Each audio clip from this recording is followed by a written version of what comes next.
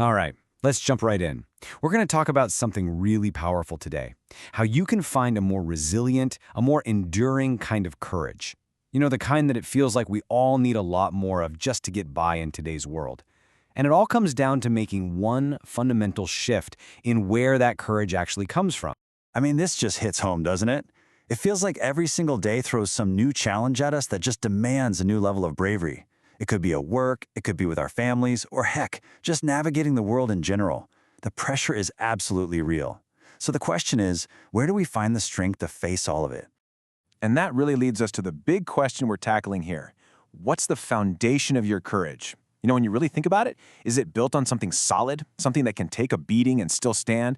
Or is it built on something a little more like sand, ready to wash away when the tide comes in? So let's frame the situation. The world we live in isn't just kind of suggesting we be brave. It feels like it's demanding it. You could almost say this is a call to action for all of us. For decades, for ages, the advice has been pretty much the same. Build up your self-esteem. Do esteeming things. Remind yourself of your past wins. Get a success mindset. We've all been taught to build our confidence on this foundation of self-esteem. But what if that's actually the shaky ground, the sand we were just talking about? And this brings us right to the heart of the problem, what we can call the self-esteem trap. Let's break down exactly why this traditional way of finding courage might actually be failing us, especially right now. Okay, so this is the crucial part to understand. When we talk about self-esteem here, we're talking about something that's, conditional. Your sense of value is tied directly to outside stuff. Your last big success, what other people think of you, how well you're performing. It's not stable. It's not coming from inside. And these modern pressures really expose just how fragile that is. Think about it. Our jobs are way less stable, so you can't just rely on a job title for your identity.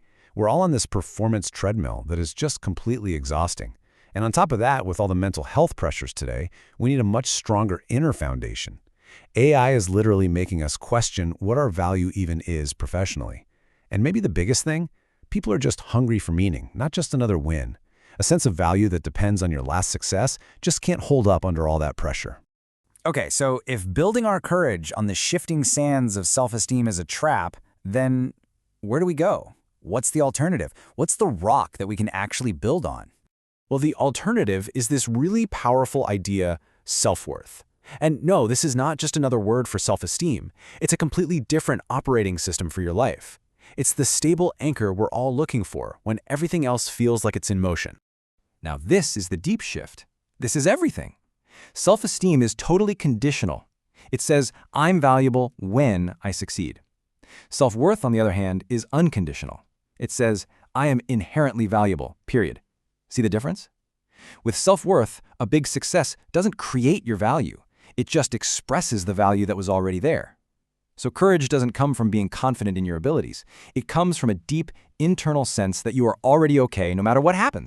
Okay, that sounds really good, right? But how does it actually work in the real world?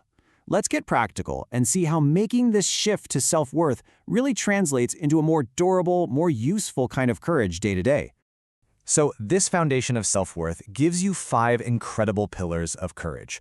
First up, it makes failure survivable. If your basic value isn't on the line, then a mistake isn't a catastrophe, it's just information. Second, it lets you act without needing guarantees, which frees you up to choose what's right over what looks good. Third, it gives you the inner security to actually listen, to learn, and to say those 3 scary words, I don't know.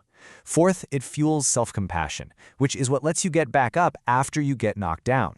And finally, and this is huge, it shifts your actions from proving your ego to just expressing your purpose. Just think about this for a second. This is that voice of conditional courage. You know it, right? It's always hesitating. It's waiting for the perfect moment, for a guaranteed win. It's not about doing the right thing, it's about protecting an image. And boom, here's the contrast. This is the voice of enduring courage. It's completely rooted in your own integrity. It means you're willing to act even if people doubt you, or criticize you, or just plain misunderstand you, because the validation you need is coming from the inside, not from the crowd. Wow, this is such a powerful and real example. In a world that just rewards experts who have all the answers, admitting you don't know feels incredibly risky. But that act can only come from a place of real inner security, a place where your worth isn't tied to being the smartest person in the room. Now that is true courage. So let's pull all these threads together. What does this kind of courage actually look like in the end? Well, it's a courage that lasts. It endures precisely because its source is internal and it's unconditional. The final distinction really boils down to this. Is your courage performative or is it expressive? Is it driven by your ego, constantly needing to prove your worth and get that round of applause? Or is it led by your purpose, where you act simply because something is right or meaningful to you, whether a single person is watching or not? When you have self-worth as your foundation, courage completely transforms. It stops being about looking strong and starts being about doing what is meaningful. And honestly, this quiet, ethical courage is probably what we're all going to need a lot more of in the years to come.